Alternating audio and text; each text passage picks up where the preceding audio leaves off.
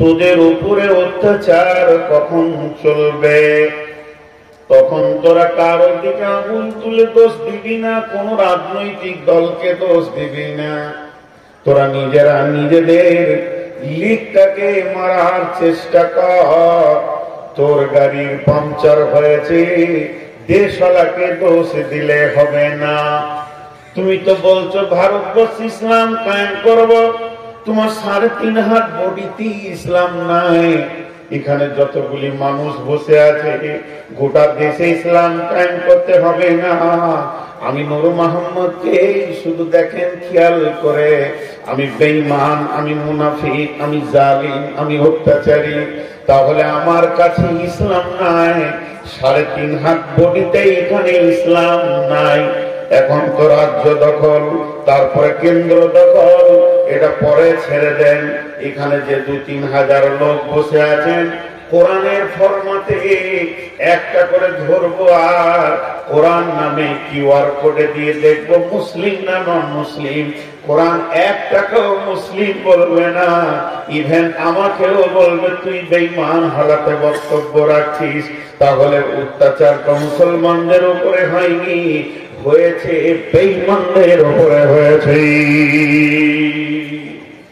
فقد قال الله تبارك وتعالى في كلامه المجيد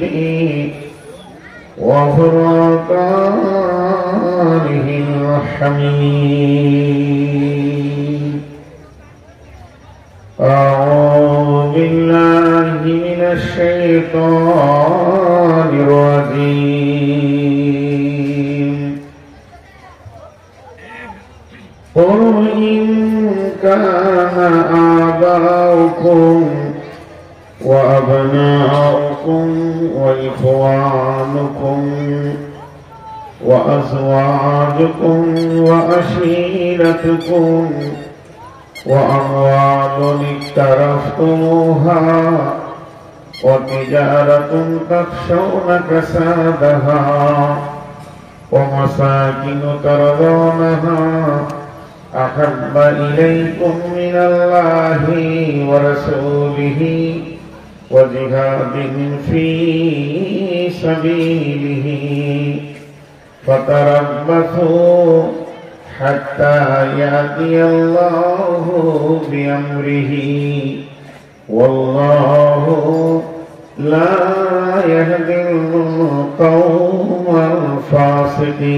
الفاسقين.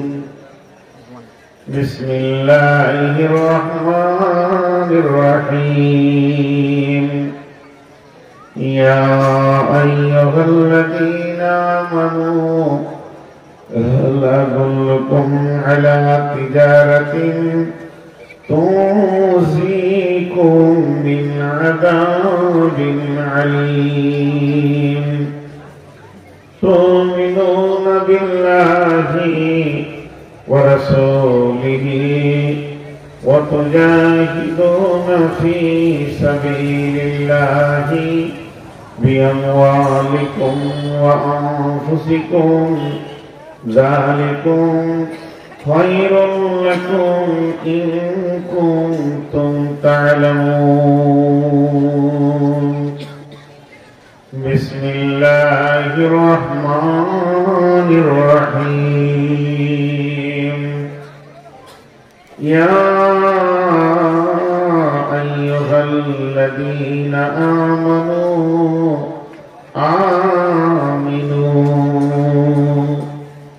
يا أيها الذين آمنوا قوا أنفسكم وأهليكم نارا.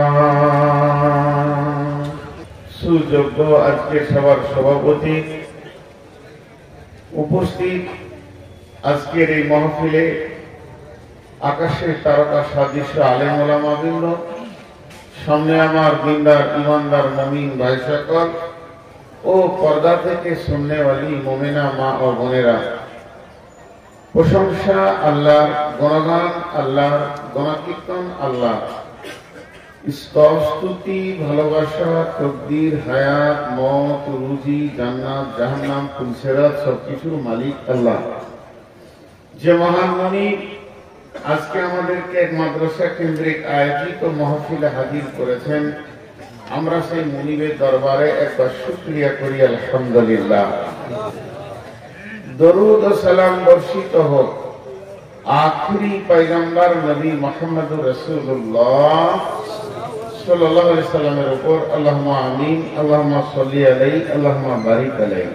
মুহতারাম ভাই ও আজিজ ও বুজুর্গ দোস্ত, আমি আপনাদের সামনে গ্রন্থ মুকুট আল কোরআন থেকে কয়েকটি আয়াত পড়েছি, যে আয়াতগুলোকে সামনে রেখে খুব স্বল্প সময়ে, বেশি বিরক্ত না করে হালকা সময়ের মধ্যে ছেড়ে দিব বলে নিয়ত করেছি। যদি আমার মাবুদ আমাকে তৌফিক দেন তো আমা তৌফিকি ইল্লা বিল্লাহি আলাইহি তাওয়াক্কালতু ওয়া ইলাইহি উনীব। আমি আপনাদের সামনে যে বিষয়গুলো তুলে ধরছি আপনারা আমার দিকে ধ্যান দেন।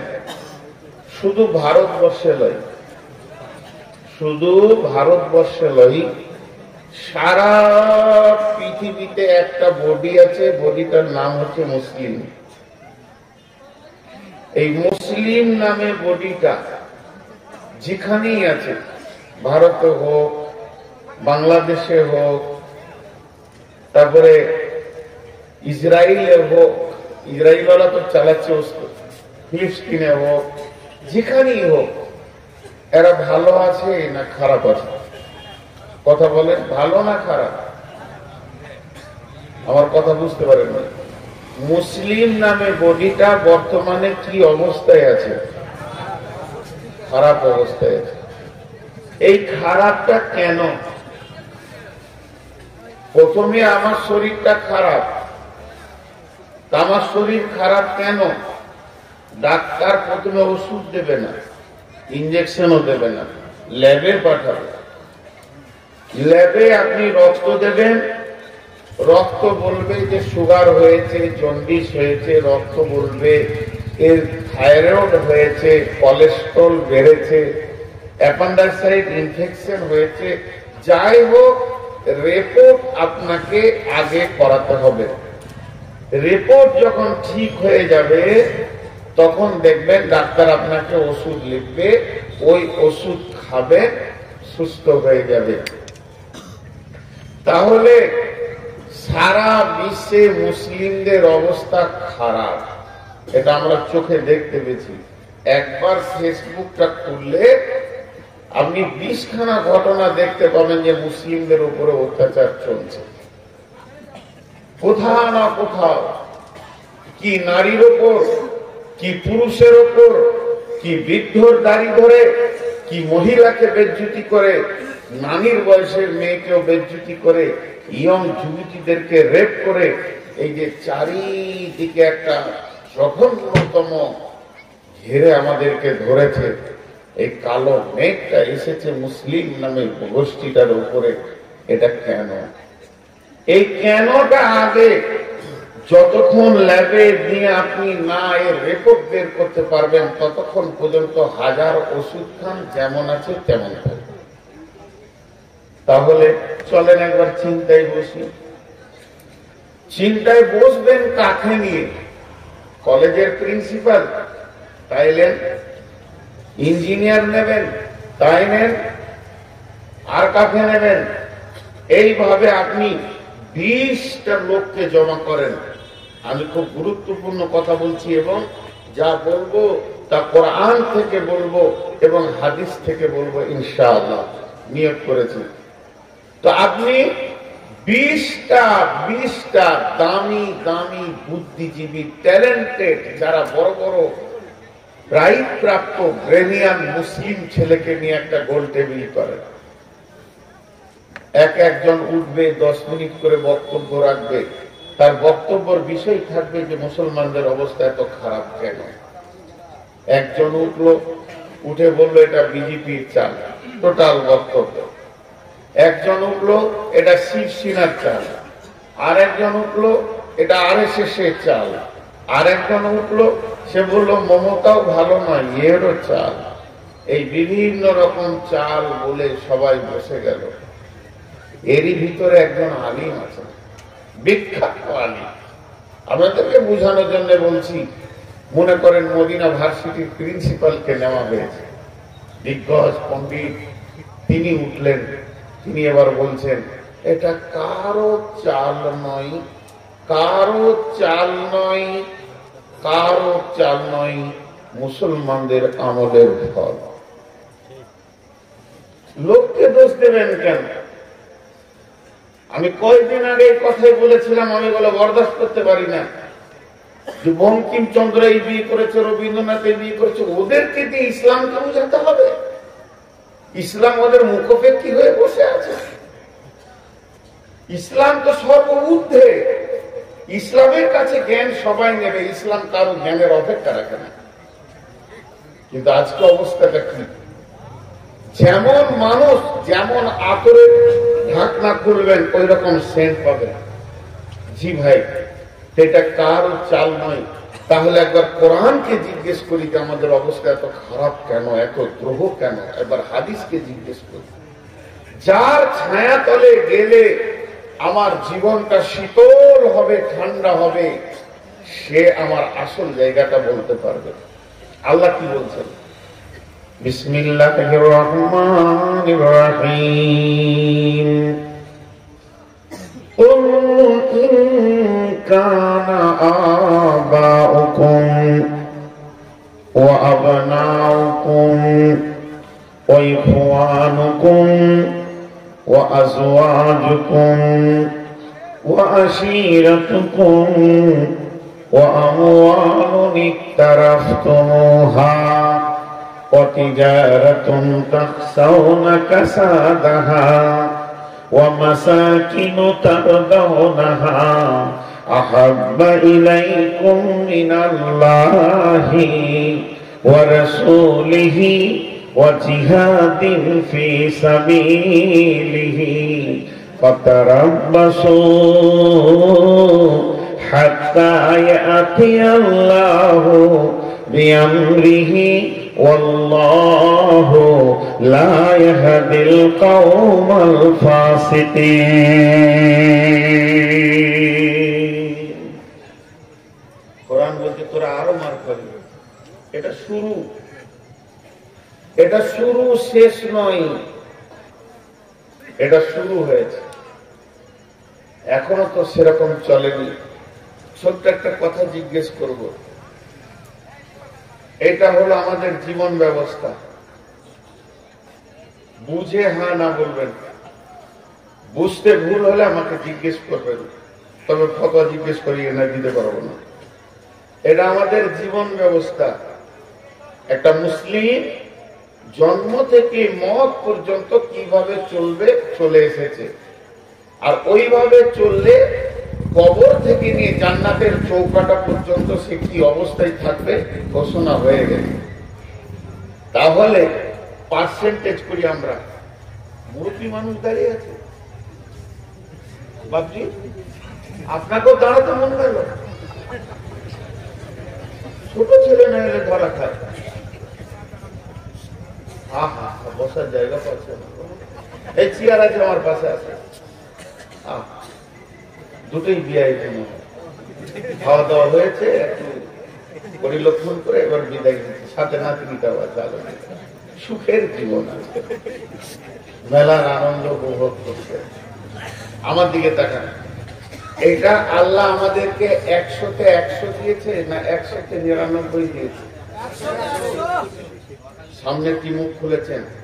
চুপ থাকেন। পেছনের লোক বলেন, সবাই বলেন, সবাই হৃদয় থেকে ভালোবেসে বলেন, এটা আল্লাহ 100-তে 100 দিয়েছে না কম দিয়েছে?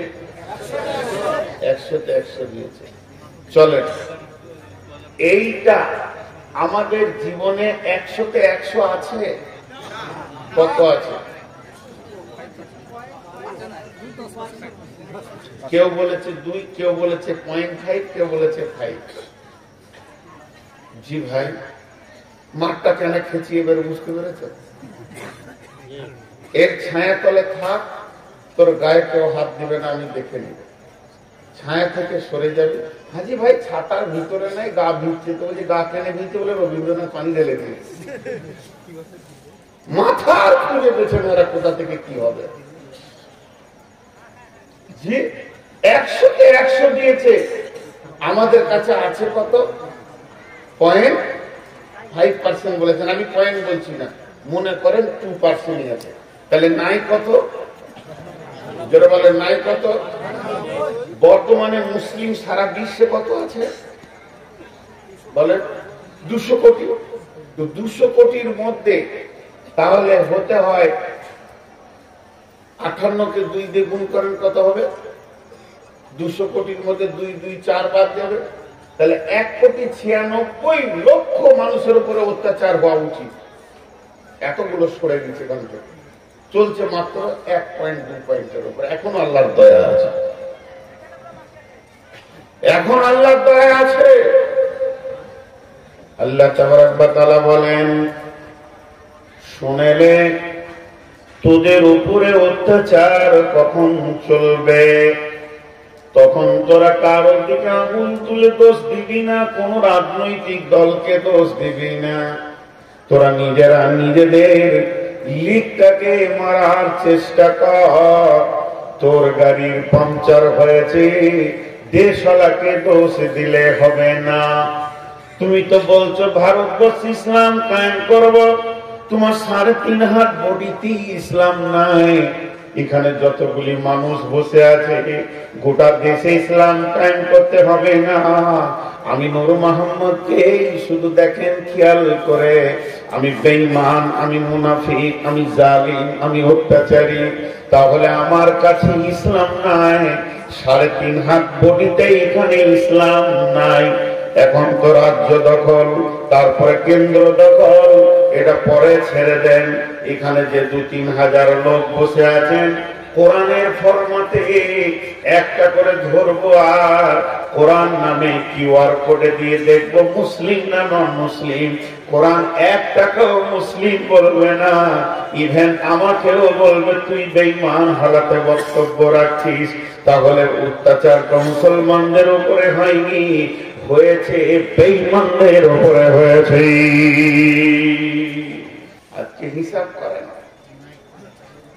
আমরা আছি মুসলমান, আধার কার্ডে মুসলমান, ভোটার কার্ডে মুসলমান, প্যান কার্ডে মুসলমান, ভোটার লিস্টে মুসলমান। আপনাদের এই বিলবাড়ি গ্রামে ক-হাজার মুসলমান আছে? পুরুষ খালি, নারীকে বাদ দিয়ে বলছি। ক-হাজার মুসলিম আছে এখানে এই গ্রামটায়? বলেন 3,500। জোহরের নামাজের সময় মসজিদে গুনে নিব 3,500। খালি লোকের লিখ দেখছে। জোহরের নামাজে আজানের পর মসজিদে কাউন্ট হবে 1 2 2100 2400 2000 3,500 মসজিদ ঢুকে যাবে। ভাইরা আমার, এবার আল্লাহ কি বলছেন? মা আমার বোন আমার, কান দিয়ে শোনেন। قل إن كان آباؤكم وأبناؤكم وإخوانكم وأزواجكم وعشيرتكم وأموال اقترفتموها وتجارة تخشون كسادها ومساكن ترضونها।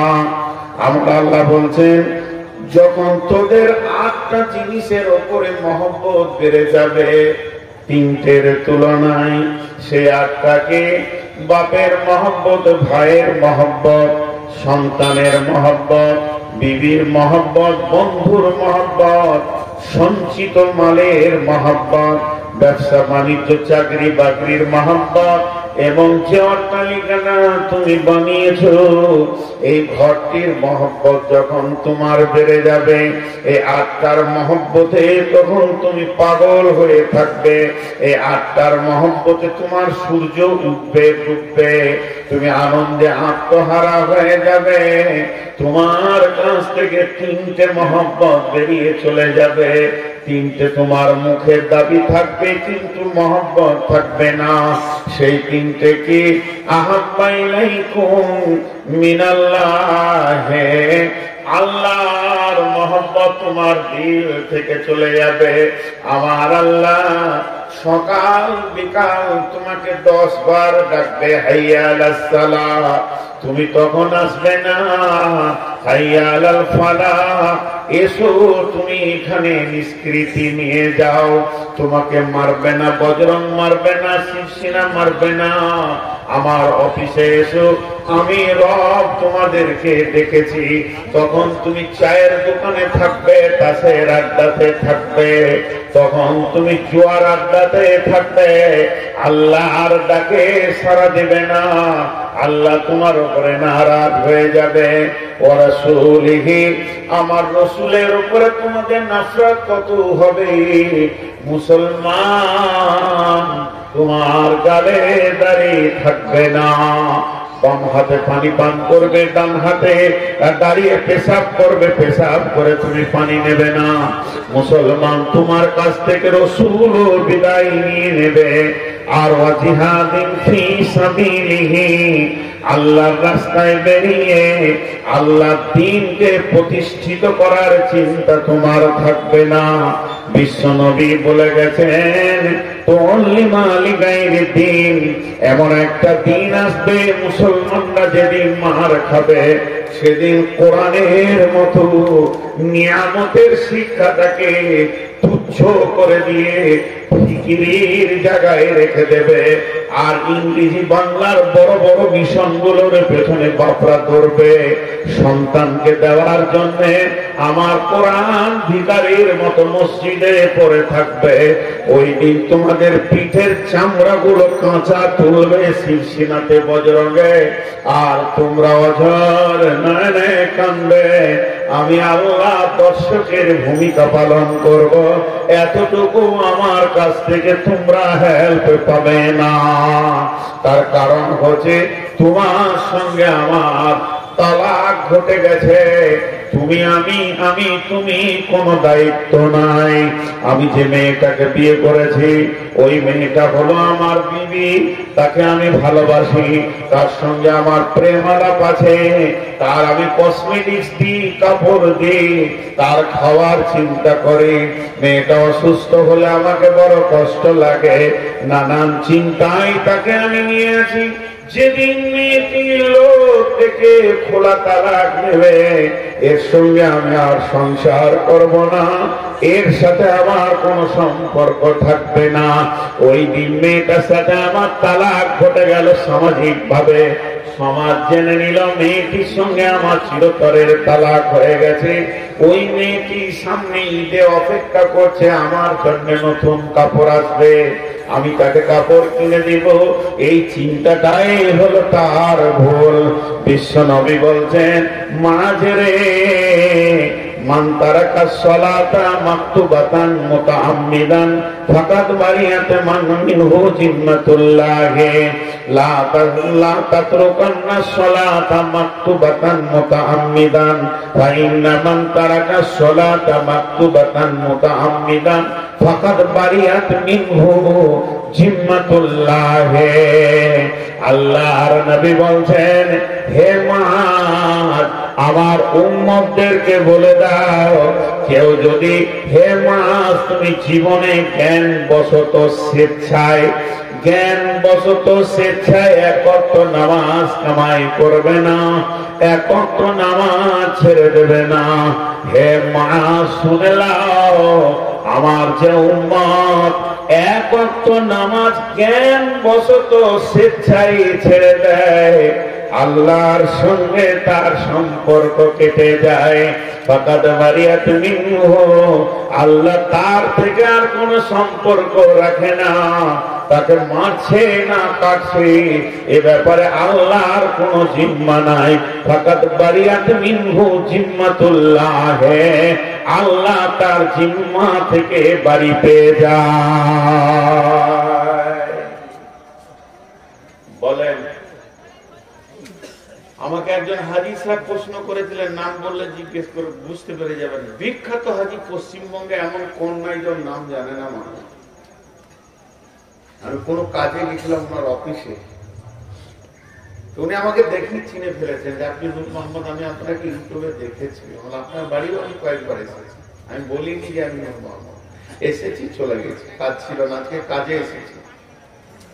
তিনি আমাকে প্রশ্ন রাখলেন যে ভাই, এই যে পরিস্থিতি মুসলমানদেরকে ধরছে আর কাটছে, তা আল্লাহ এখন কি করছে? জি ভাই,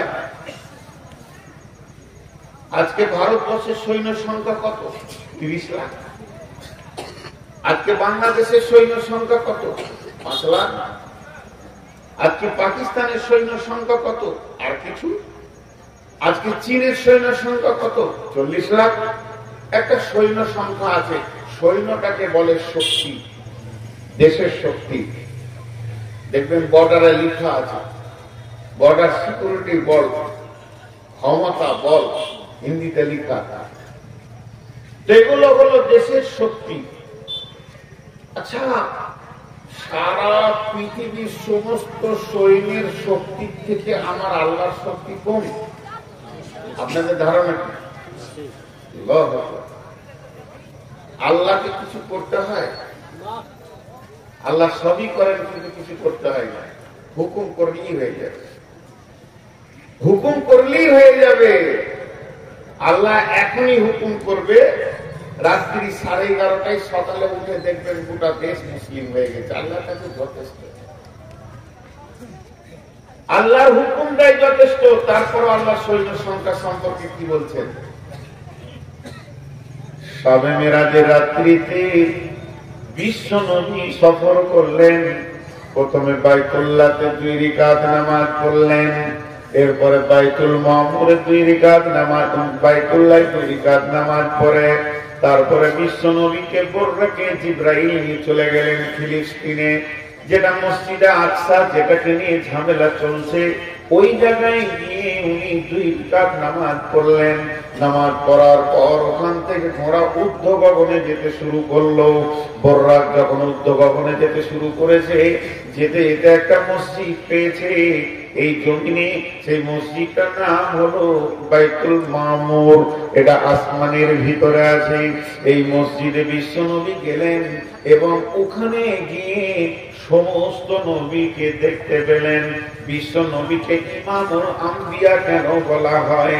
তিনি সমস্ত নবীর কেন ইমাম?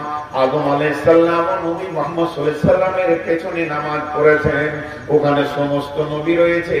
জিবরাইল আমিন বিশ্ব নবীকে বর্রাক থেকে নামিয়ে হাতটা ধরে টেনে নিয়ে গিয়ে মুসল্লায় দাঁড় করিয়ে দিলেন।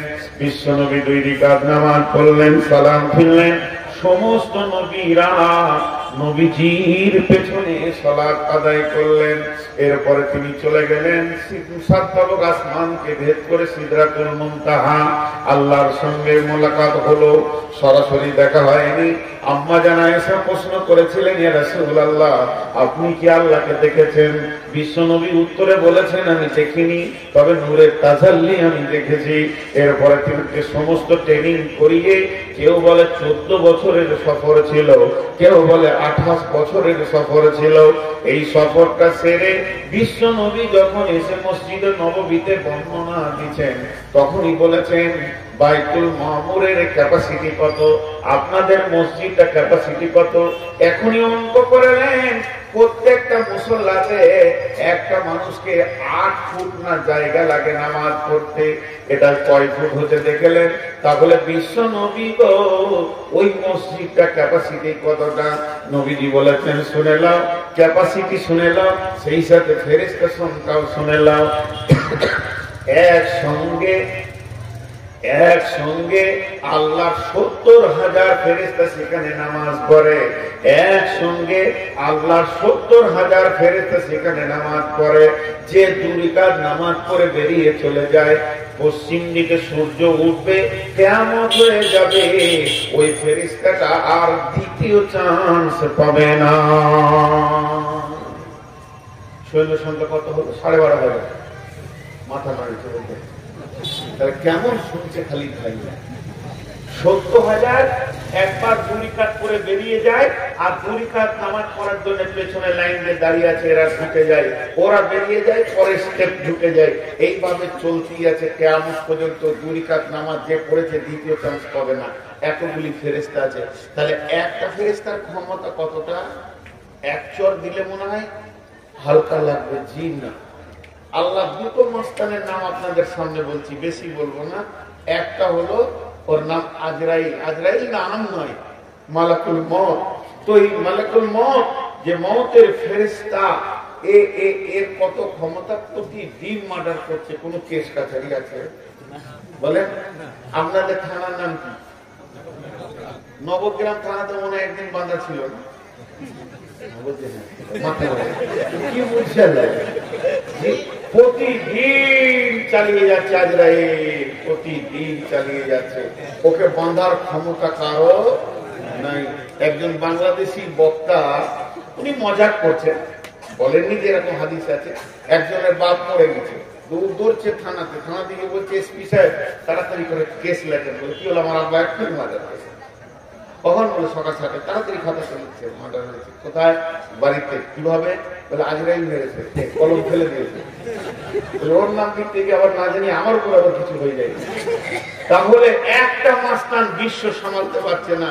মোদি যদি আজরাইলের নাম 3 বার শুনে চুচু চুচু করে পেশাব করবে, কিন্তু সে কার কন্ট্রোলে আছে? আজরাইল বলেন কার?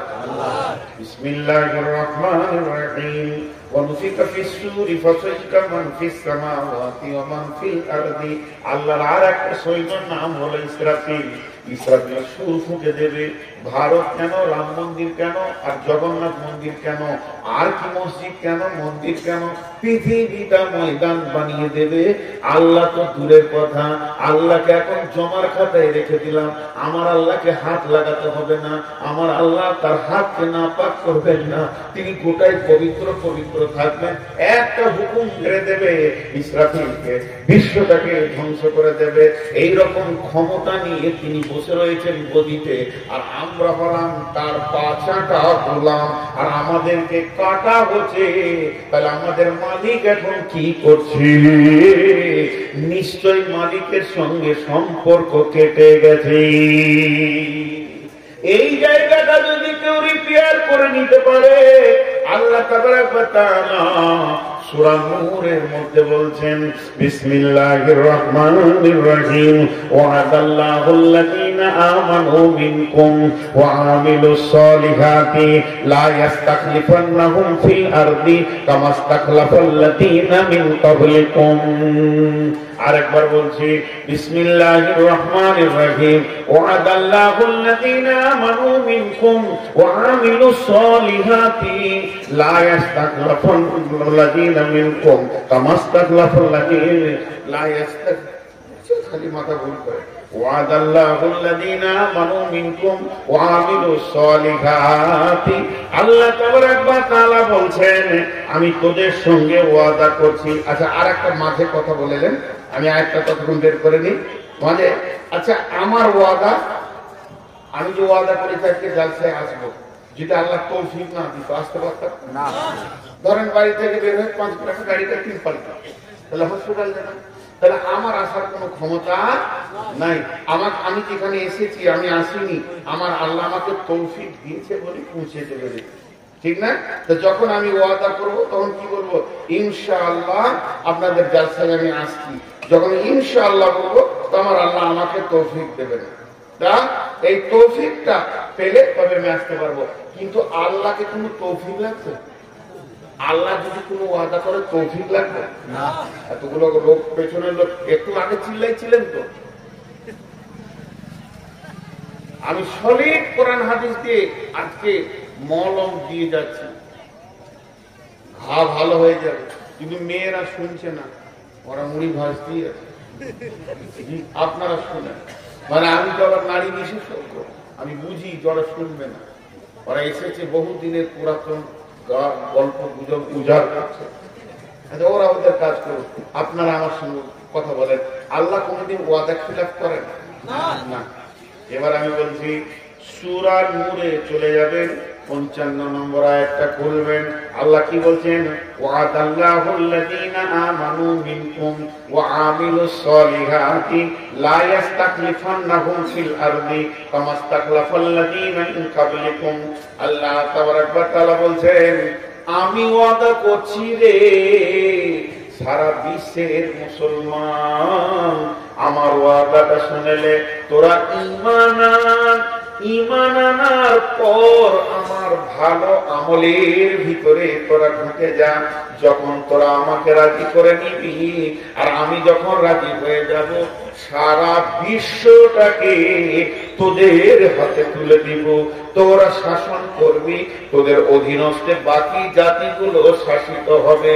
কেমন করে শাসন করবি আর কেমন করে শাসিত হবে একবার ভেবে দেখ। ইতিহাসের দিকে পেছন দিকে হাঁটতে হাঁটতে চলে যা, সাহাবীরা কিভাবে শাসন করেছে।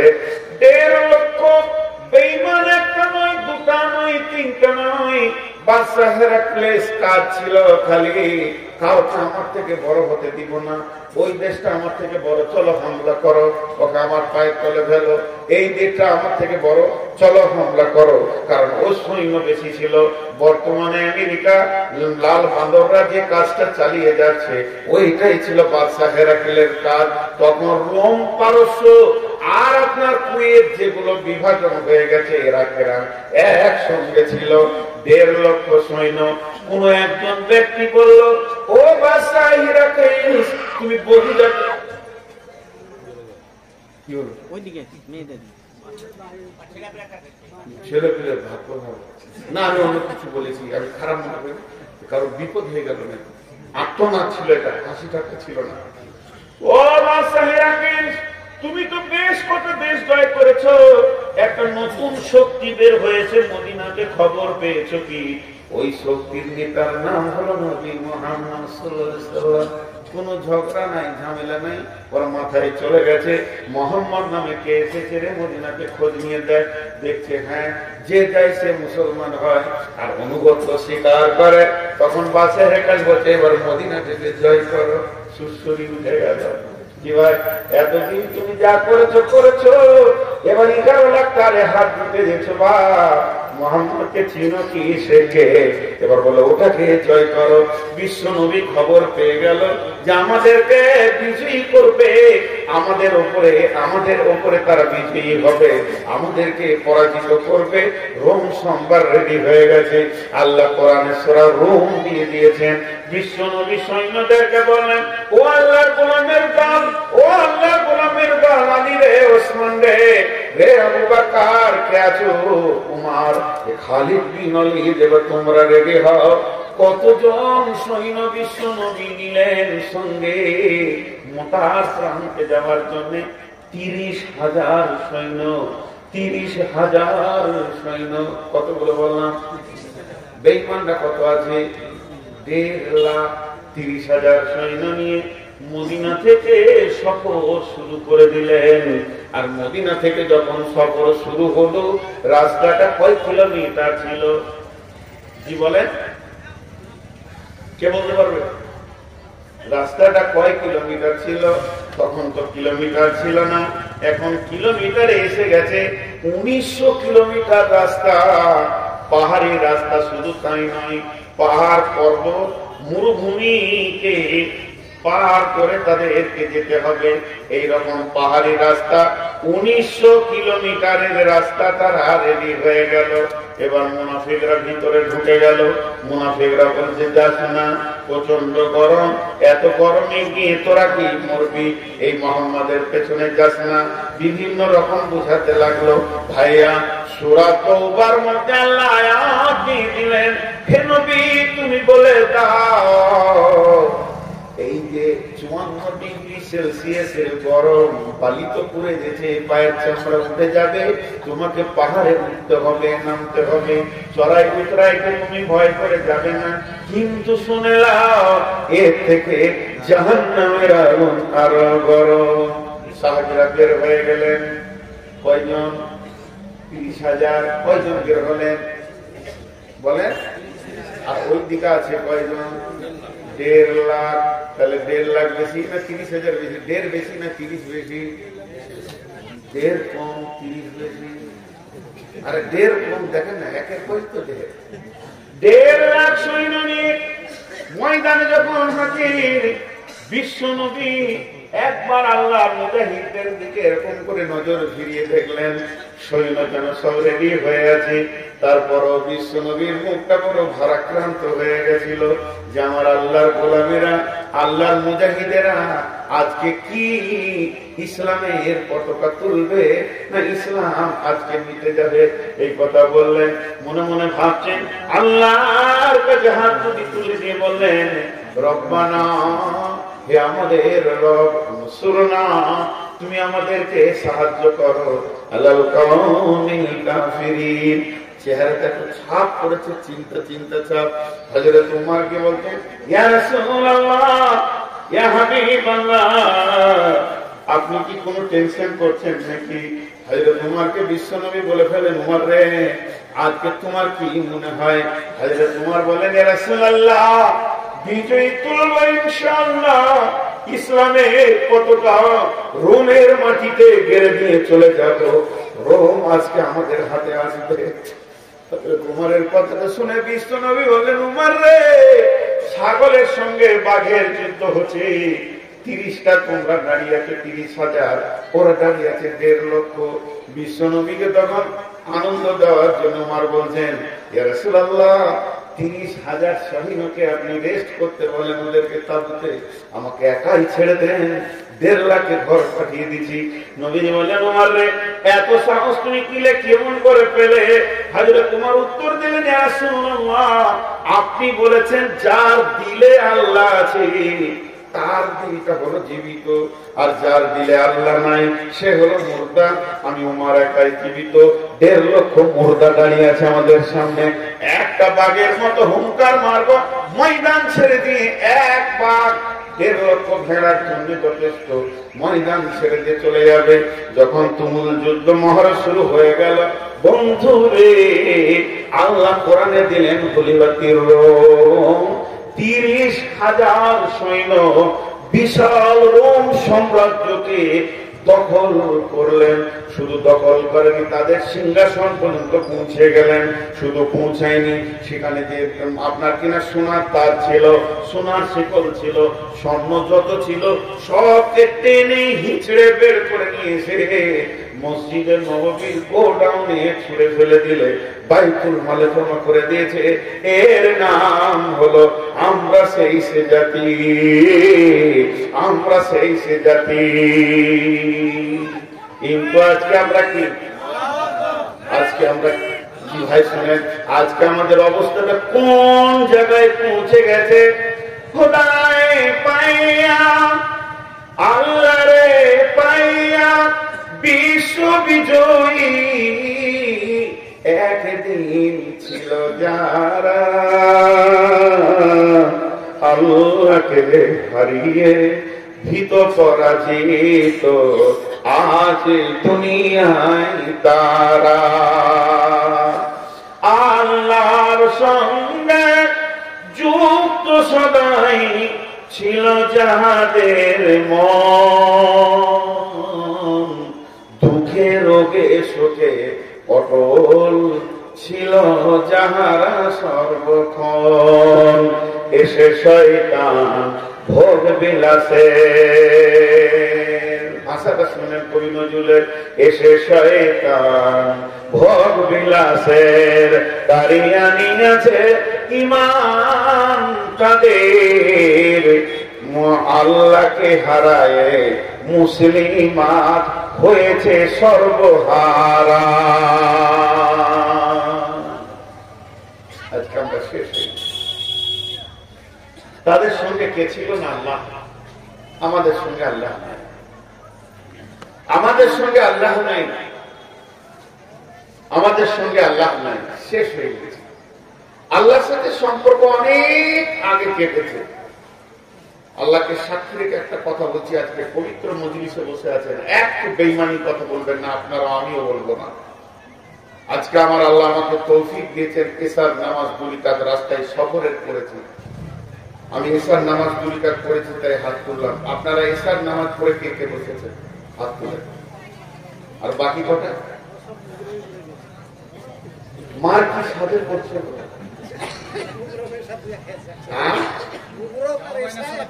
যাই করেছেন এশার নামাজ পড়েছেন কি? আর বাকি যেগুলো হাত তুলল এরা বজরঙ্গের থেকেও, এরা বিজেপির থেকেও। আমার ভাবিয়েন না লোককে দোষ দিতে সময় লাগে, কিন্তু আমি কে নিজেকে খুঁজে পাই না। চলেন, সেই রোম সম্রাট চলে আসলো জেরুজালেম। বেশি সৈন্য যায়নি, শুধুমাত্র হযরত ওমর একাকে ছিলেন। জেরুজালেম বেঈমানদের হাতে ছিল, পাদ্রীদের হাতে ছিল, খ্রিস্টানদের হাতে ছিল। জেরুজালেম শাসন হতো খ্রিস্টানদের মতবাদে।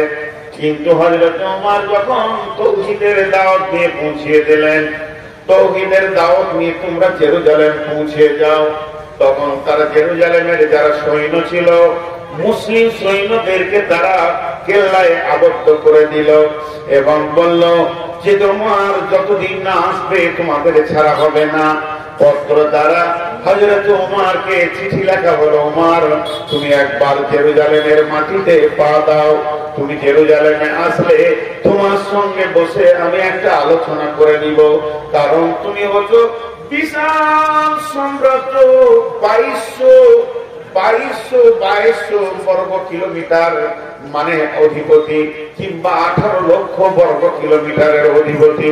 জেরুজালেম আমি তো একটা ছোট দেশ নিবাস করছি। হযরত ওমর যখন চিঠিটা পেয়ে গেলেন, সঙ্গে সঙ্গে তিনি আসলামাকে ডাকলেন। আসলামা ছিলেন তার রাজ ভান্ডার থেকে দেওয়া একটা খাদিম। তিনি হচ্ছেন মুসলিম জাহানের খলিফা, তিনি হচ্ছেন দ্বিতীয় খলিফা। বিশ্ব নবী পৃথিবী থেকে চলে গেছেন, হযরত আবু বকর চলে গেছেন, এরপরে ওমরের জামানা চলে এসেছে, হযরত ওমর সেখানে রয়েছেন। এবং সুমে আসলামা একটা উটকে রেডি করে নিয়ে এসে বললেন, হুজুর চলেন, এখন যেতে হবে জেরুজালেম। হযরত আসলামা যখন উটটা আনলেন, উটের উপরে চেপে নিলেন কে? হযরত ওমর। এরই পশ্চাতে চাহি তুমি চলিয়া চলো দগ্ধ দুর্মরু পথ বহি, জেরুজালেমের কেল্লা যেটাই আছে অবরোধ করি, বীর মুসলিম সিনাদল তব বহুদিন মাস ধরে, দুর্গের দ্বার খুলিবে তারা বলেছে শত্রু শেষে, উমার যদি গো সন্ধি পত্রে স্বাক্ষর দেয় এসে। হায় রে আদের ধারার মালিক আমিরুল মুমিনিন শুনেছে খবর, একা একই উঠে চলেছে বিরামহীন, সাহারা পাড়াইয়ে ঝুলিতে দুখানা শুকনো খুবজ রুটি, একটি মশকে এতটুকু পানি খোরমা 2-3 মুঠি। প্রহরীবিহীন সম্রাট চলে একা উঠে চোরি, চলেছে মাত্র একটি গোলাম উটের রশি ধরে। মরুর ঊর্ধ্ব আকাশে সূর্য আগুন বৃষ্টি করে, সেই সে আগুন তাতে হয় সম্ফুটে বালুকার মরু পরে। কিছু দূর যেতে উঠ হতে নামি কহিল গোলামের ভাই, পেরেশান বড় হইয়াছ চলিয়া, এইবার আমি যাই। উটের রশি ধরিয়া অগ্রে উঠে বসো উঠে, তপ্ত বালুতে চলে যে চরণে রক্ত উঠেছে ফুটে। গোলাম 2 হাত ধরে চুমি কাঁদিয়া কহিল, ওমর এখনই আদেশ করেন কেমনে আপনি? গোলাম রহিবে উটের পিঠে আরাম করিয়া বসি, আর হেঁটে যাবে খলিফা উমর ধরিয়া উটের রশি।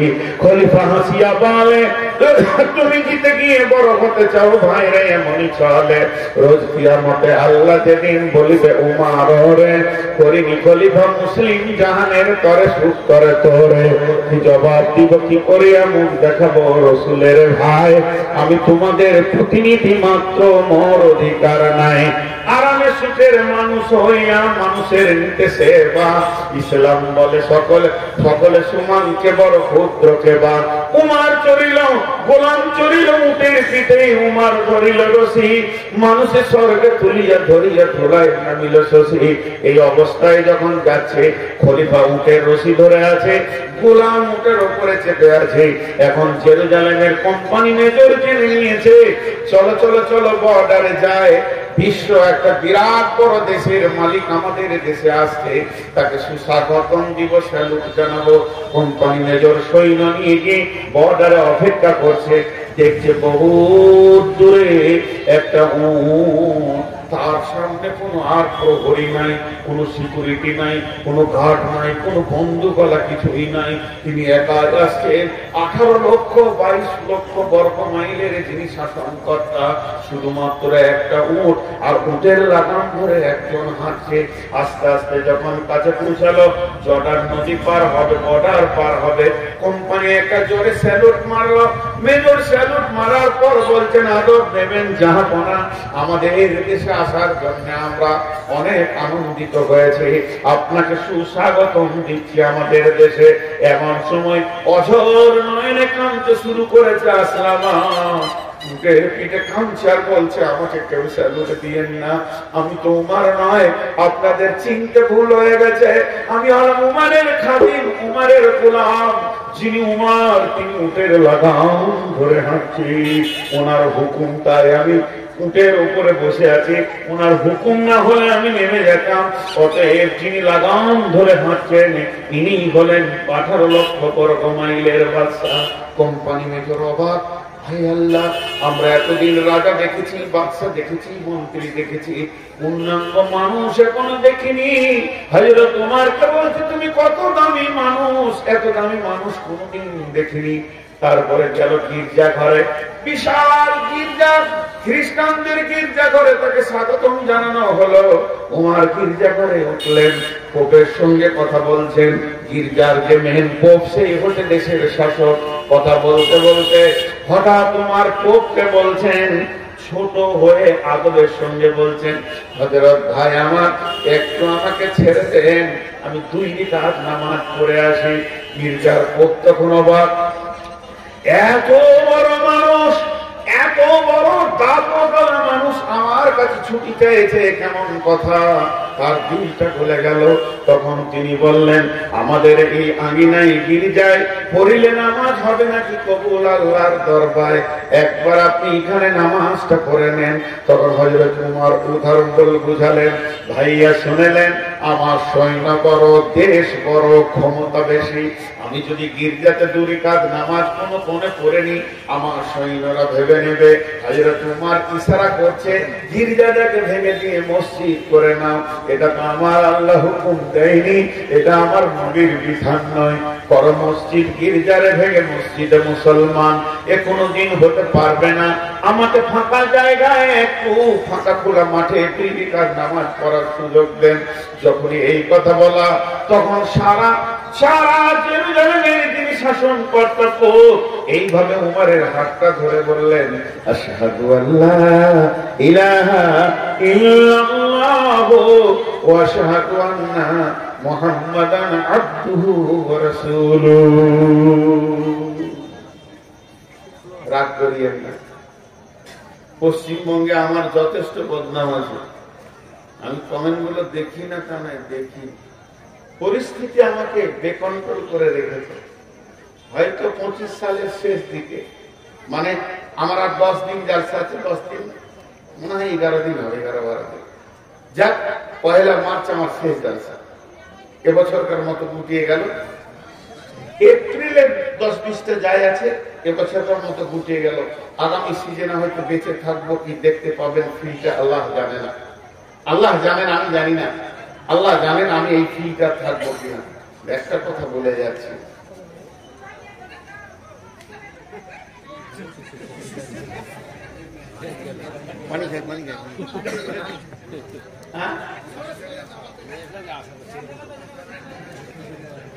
আমি তা বলছি না, মেয়েগুলা তো চিল্লাইছে, আমার ভয় লাগছে যে বোমে দিতে নেই,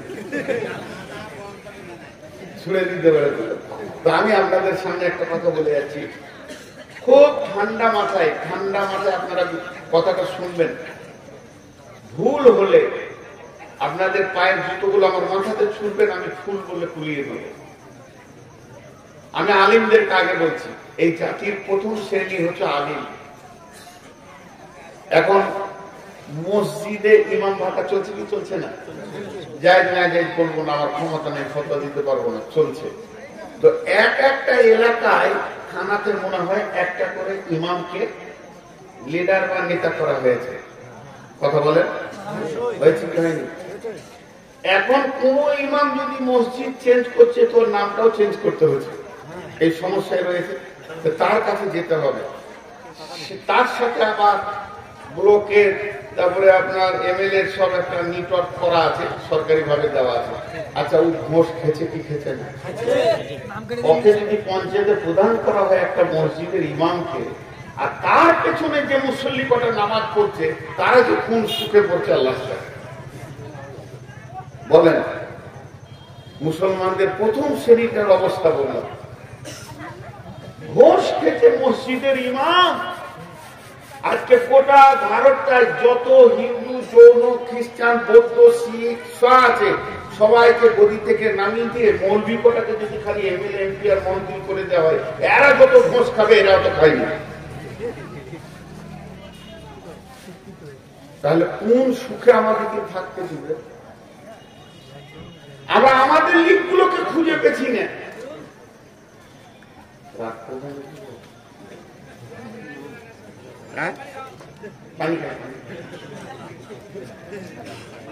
আমি পানি খাচ্ছি না, জিভ যাচ্ছি।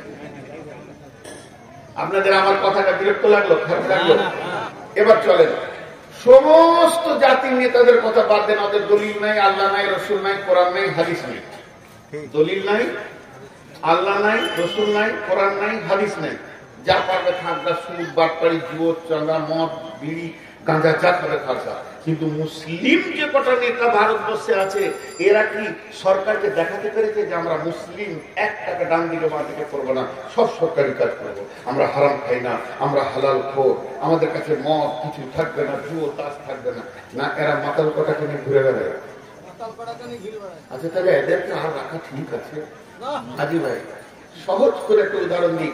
আমার দেহ এখানে একটা ঘা হয়েছে, কটকট কটকট কটকট কটকট, যে ডাক্তার যে ওষুধ খা, দুদিন ওষুধ দিলে কটকট কটকট, ওষুধ থামাইতে পারলে না, আবার দুটো ইঞ্জেকশন দিল, ডাক্তার টিপে দেখলে না, ইঞ্জেকশন দিল, কটকট কটকট, ওষুধ হলো না, ইঞ্জেকশন হলো না, ভিটামিনে হলো না। যখন কিছুতেই হবে না ডাক্তার তখন শোক, ওটাকে কেটে শরীর ফেলে দিই, ওটা তোর দেহ লয়, তোর দেহ হলে শান্তিতে থাকতো। আজকে মুসলিমদের চরিত্র বলেন, গোটা দেশটাকে শেষ করে। এদেরকে অপারেশন করা মানে দেশকে শান্তি করা। আমি আপনাদের বিরুদ্ধে বলছি না, আসছে আমার দ্বিতীয় স্টেপ আসছে, এটা প্রথমটা যাচ্ছে, একটু ধরতে ধরে।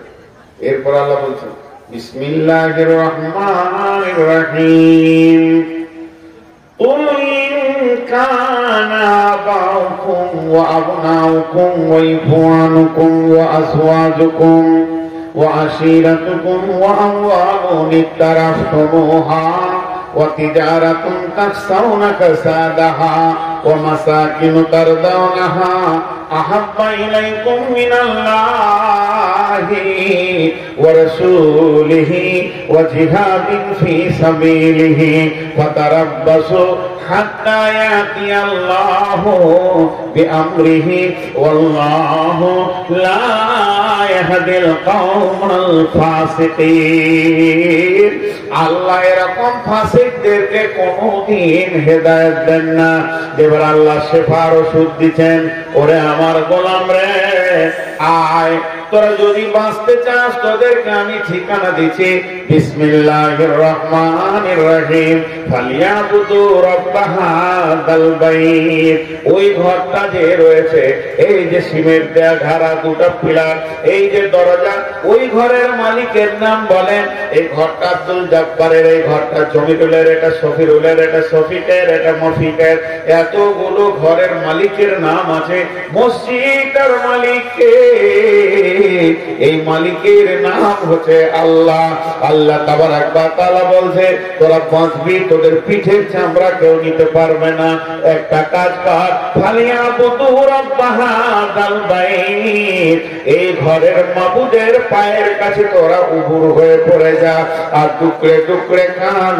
একবার আল্লাহকে রাজি করে এলে সেকেন্ড লাগবে না, বিশ্বটা তোদের হাতে দিবে।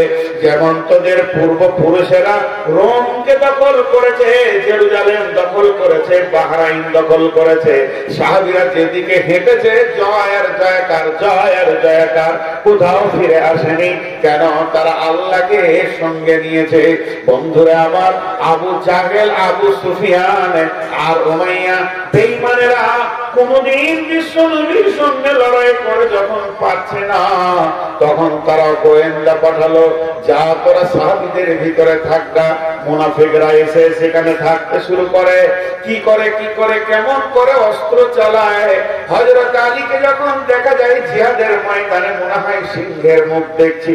উমারকে দেখলে মনে হবে পাগলা সিংহ দাঁড়িয়ে আছে, কলিজাটা চাবিয়ে খেয়ে নেবে। এই লোকগুলি এত ভয়ানক, জিহাদের ময়দানে একবার দাঁড়ালে এদের চোখের ভিতর দিয়ে অগ্নি শর্মা চলতো। আর মুনাফিকরা বেঈমানেরা থরথর করে কাঁপতো। তাহলে এরা এমন হলো কি করে? এই ট্রেনিংটা তো আমাদেরকেও নিতে হবে। গোপনে তারা সাহাবীদের সঙ্গে বেশ কিছুদিন থাকতে লাগলো। তারা করে কি, থাকতে থাকতে গভীর রাত্রিতে আলীর মতো বীরটা উঠেছে, উঠে উজু করে মসজিদে নববীতে কাঁদছে। চোখের পানিতে মনে হচ্ছে না সিংহ শিয়ালের থেকে দুর্বল মনে হচ্ছে। ঢুকরে ঢুকরে কাঁদছে, বলছে আল্লাহ আল্লাহ আল্লাহ, মওলা জিহাদের মালিক তুমি, জয় বিজয়ের মালিক তুমি, মাবুদ তুমি শক্তি দাও। ফজরের পর আবার সিংহ হয়ে গেছে। তার মানে সারা রাত আল্লাহর সঙ্গে কানেকশন, আর সারাদিন জিহাদের ময়দানে মাস্তান। এদেরকে কে হারাবে? আমাদের তো আল্লাহ নাই, আমাদের তো রসুল নাই, চেহারাতে রসুল নাই, ইবাদতে আল্লাহ নাই। বিয়ে করেছি 27 বছর, হজ করে এসে দেখছি 8টা ছেলের বাপ। হাজিকে জিজ্ঞেস করছি, হাজি সাহেব ছেলে পিলে কয়টা? বলে 4টা বেটি 4টা বেটা। মাশাআল্লাহ, টাকা পয়সা হয়েছে। বিয়ে কতদিন হয়েছে? 43 বছর বিয়ে করেছি বাবা, 8টা ছেলের বাপ আমি। আমার বিয়ে রানিং চলছে 43 বছর। মক্কার মাটিতে জিজ্ঞেস করছি, হাজি সাহেব ফরজ গোসল জানেন? বলে জানেন। গোটা ঘর পাক করে রেখে দিয়েছে। 43 বছর ধরে হাজির ঘরে কোন ফেরেশতা ঢুকবে রে বন্ধু? এবার তার বেটারা জানে কিনা জানি না ওই ঘরটার অবস্থা কি হয়ে আছে। শয়তান বলবে এত বড় শয়তানি তো আমি বলি নাই। সারা বছর ঘরকে না পাক করে রেখে দে। মুসলমান, তোমাকে মুসলমান হতে হবে। এর জন্য আল্লাহ কোরআনে বলেছেন, ইয়া আইয়ুহাল্লাযীনা আমানু আমিনু, ঈমানদার তুমি ঈমানদার হয়ে যাও। ইয়া আইয়ুহাল্লাযীনা আমানু কু আনফুসাকুম ওয়া আহলিকুম নারা, হে ঈমানদারেরা তুমি নিজে বাঁচো, তোমার আহলকে জাহান্নামের আগুন থেকে বাঁচাও। এত কথা আল্লাহ বলেছেন। যে আমার আল্লাহ সূরা সফের ভিতর কি বলছেন দেখেন, আমাদেরকে 5-8 লিখছেন। বিসমিল্লাহির রহমানির রহিম, ইয়া আইয়ুহাল্লাযীনা আমানু হাল আদুল্লুকুম আলা তিজারাতিন তুনজিকুম মিন আযাবিন আলীম তুমিনুনা বিল্লাহি ورسوله وتجاهدون في سبيل الله بأموالكم وأنفسكم ذلكم خير لكم إن كنتم تعلمون। একটা মজার কথা আপনাদেরকে শোনাই। প্রায় স্কুলে হয় কি হয় না, স্কুলে মাদ্রাসাতে কেমন করে দাঁড়ায়? লাইন সোজা করে তারা কিনা? কথাটা উত্তর দেবেন আপনারা, এর মধ্যে যুক্তি কথা আছে। এটা আমি পেয়েছি গোলাম মর্তুজার কাছ থেকে। আমি লাইন শুনছি বসে বসে, শিশু অবস্থায় খুব দামি কথা বলেছিলেন, এখন আমার ব্রেনে সেটা আছে। প্রেয়ার লাইন হয় একটার পেছনে একটা, একটার পেছনে একটা, এটা একটা লাইন, এটা একটা লাইন, এটা একটা লাইন। আচ্ছা, একের পেছনে এক হলে কয়জন হলো? বলে না, মুখ খুলে না। তার পেছনে এক কয় হলো? তার পেছনে এক কয় হলো? ওরা কয়জন হলো? 4 জন। আর আমার রসুল প্রেয়ার লাইন কিভাবে শিখিয়েছেন, একের পেছনে এক না একের পাশে এক। মসজিদে নামাজে কেমন দাঁড়ান? একের পাশে এক। একের পাশে এক হলে কত হয়? ঠিক আছে। তার পাশে এক হলে কত হয়? তার পাশে এক হলে কত হয়? হ্যাঁ, মুসলিম যদি 4টা দাঁড়ায় ওদেরকে 1000টা আসতে হবে। এখন ওই ক্ষমতাটা মুসলমানদের আছে, কি বলেন? আল্লাহ এখনো কেড়ে নেয়নি। ভারতবর্ষে যে কটা মুসলমান আছে ওরা জানে, একবার যদি হুঙ্কার ছাড়তে শুরু করে তো ওরা পেশাব করে পালিয়ে যায়। প্রশাসন শুধু ওদের সাথ দিচ্ছে তাই, তারপরও ভারতবর্ষের মুসলমান এখনো ধৈর্যের উপরে দাঁড়িয়ে আছে। যেদিন ধৈর্যের বাঁধ ভাঙবে, যেদিন এরা নামবে, সেদিন বিশ্বের অন্য জাতিরা পালাবার রাস্তা পাবে না। কারণটাও বলে দিই। এই আয়াতে আছে, আমি আয়াত করেছি, আপনাদের বিরক্ত লাগছে নাকি? এই আয়াত আছে, আমি বললাম আজকে অনেক মূল্যবান কথা বলবো।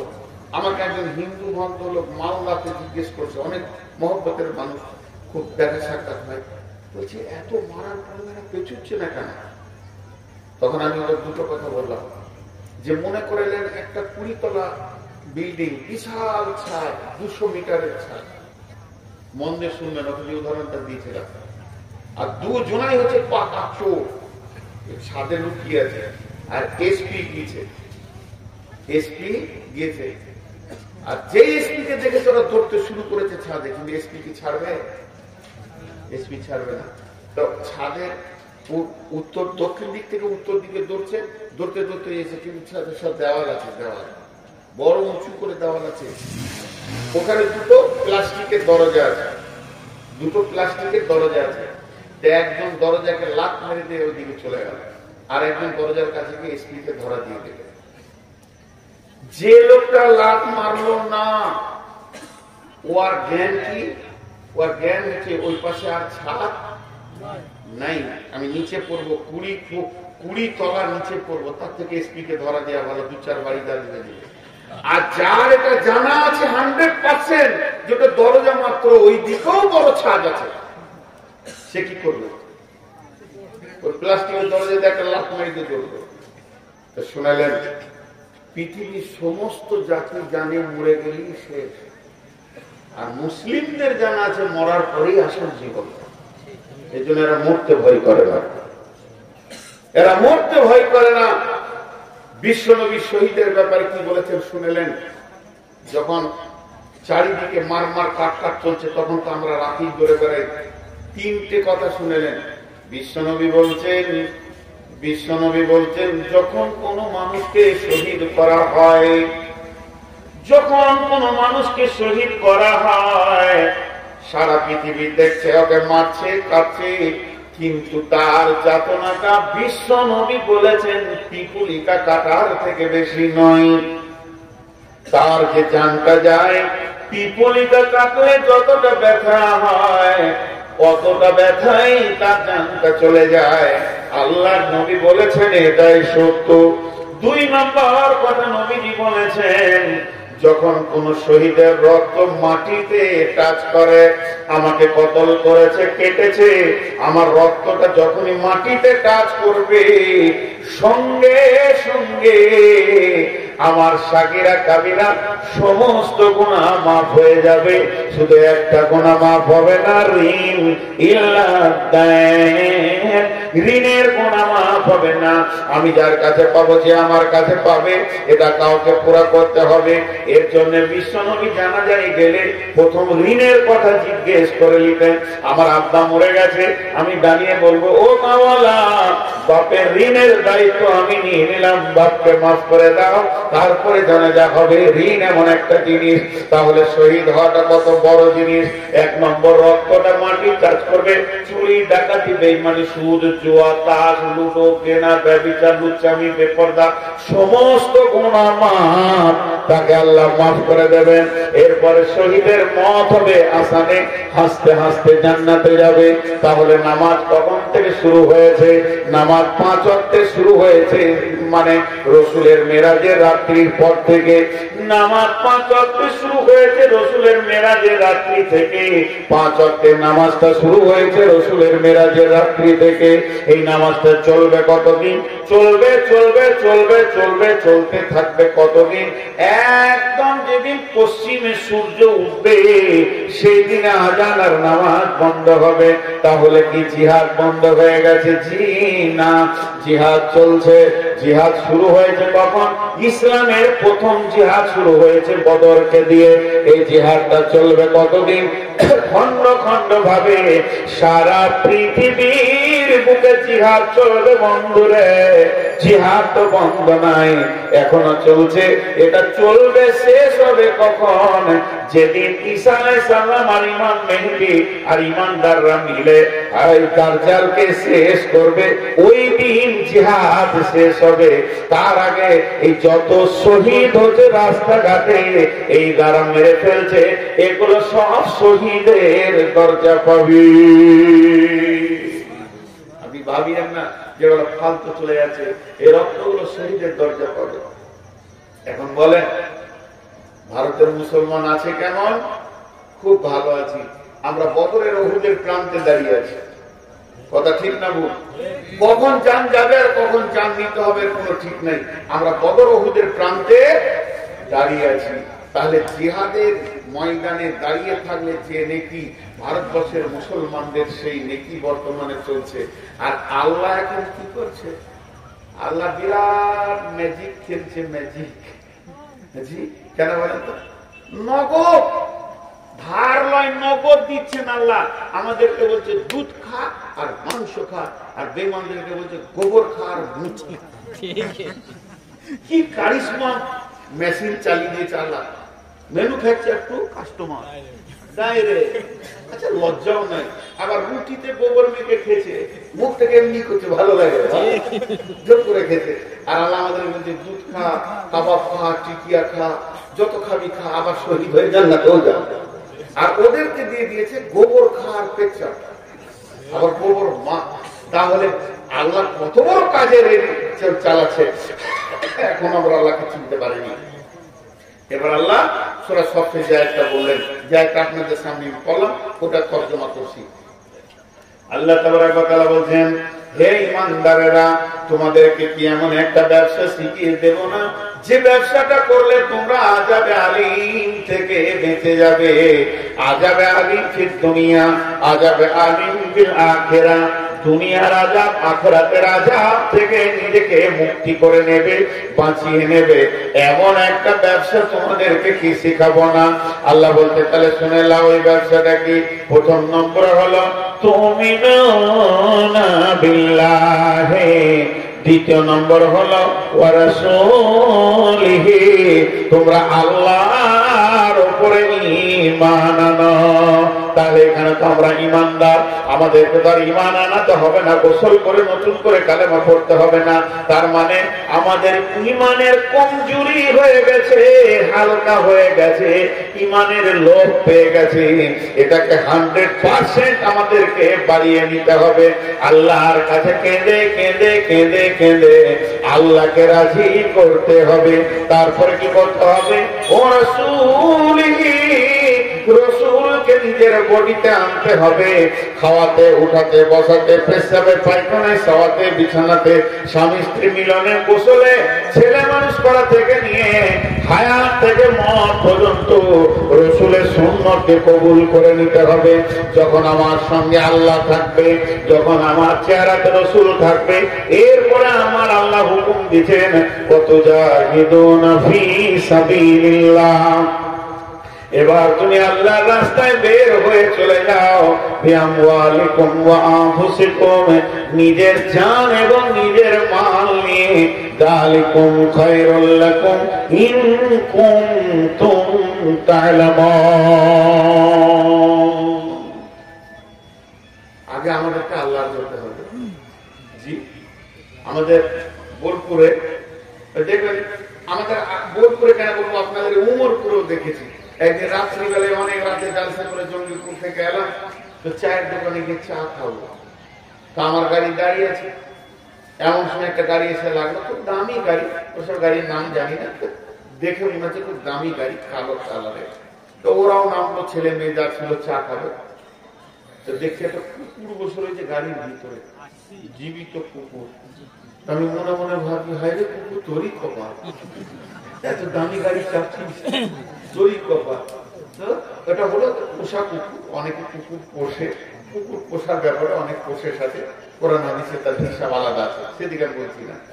তো কুকুরটা ওখানে আছে, ঠিক ওই রকম একটা কুকুর।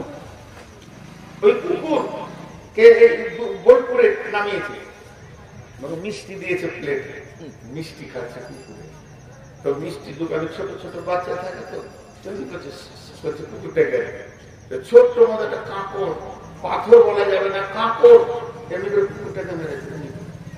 তো কুকুরের মালিক বলছে, এই মারবো থাপ্পড়, তো টনটন করে ঘুরবি। তার মানে কুকুরের মালিক বলেন, কুকুরের মালিক আছে। তো কুকুরটা কি আছে? মালিক আছে। আর রাস্তার ধারে দেখবেন কিছু কুকুর ঘুরে বেড়াচ্ছে। সকালবেলায় সারা রাত ছায়া শুয়েছিল, একটা কম্বলও মিলে। সকালে উঠে কোন রকম চায়ের দোকানে গিয়েছে, কাঠে করে ফটাস করে ঠুকে দিলাম, জিকির করতে করতে চলে গেল পুরীর দোকানে।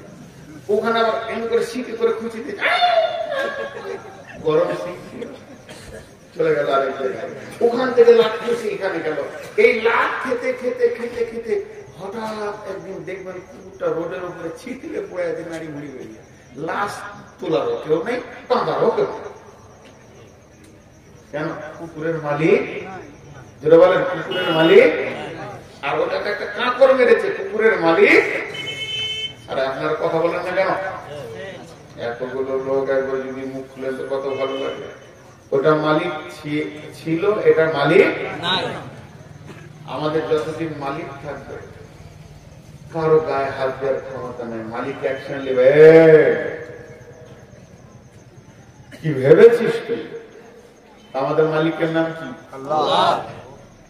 চারজনা না সবাই? আমাদের মালিকের নাম কি? আল্লাহ। রাজি আছে তো? বিনা ইচ্ছা করে বসে আছে, আবার ফজর পড়বেন, রাজি আছে তো? কঠিন তা আমাদেরকে হতে হবে ঠিক ওই রকম, যার মালিক থাকবে। তাই আল্লাহ কোরআনের আয়াতে প্রথম শব্দটা কি বললেন? হে ঈমানদারেরা, তোমাদেরকে কি এমন একটা ব্যবসা শিখিয়ে দেবো না, যে ব্যবসাটা করলে তুমি আযাবে আলীম থেকে বেঁচে যাবে? সেই ব্যবসাটা হচ্ছে প্রথম আল্লাহকে করে দাও নিজে। বাস, যখনই আল্লাহ তোমার, আল্লাহকে নিজে কেমন করে করবেন? আল্লাহ তুমি আমার হয়ে যাও, আল্লাহ তুমি আমার হয়ে যাও, আমি তোমার হয়ে যাই, এই করে হবে না।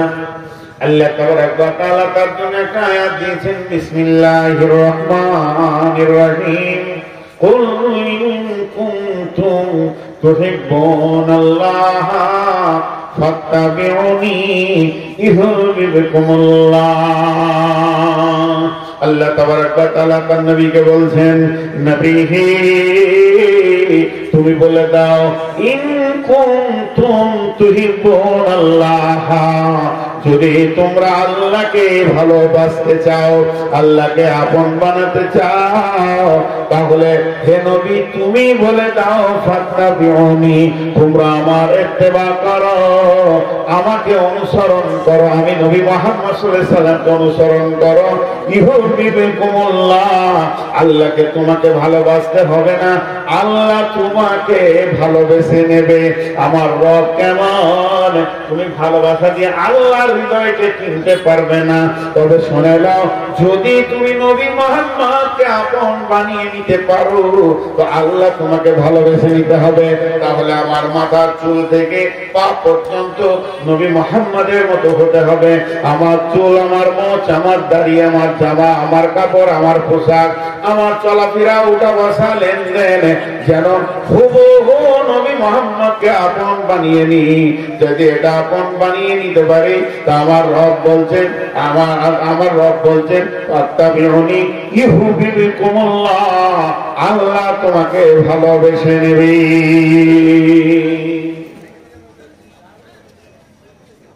আসলে আজকে কত তারিখ ভাই? আজ আমার জলসা কিষানগঞ্জে, যেখানে আছে এই জন্য লোক উঠে যায়। লোক ভাবছে যে তোরও হুঁশ না। আচ্ছা, আমি আর বেশিক্ষণ আপনাদের কাছে থাকি না, 2-5 মিনিট আপনারা একটু বসেন, কারণ এটা তো মাদ্রাসার জলসা, আর মাদ্রাসাটা সামনে রাখতে হবে। উঠিয়ে না, 2-5 মিনিট বসেন। আমি ঠিক অল্প সময় ছেড়ে দিচ্ছি, আপনাদের কাছে বেশি সময় আর নিব না।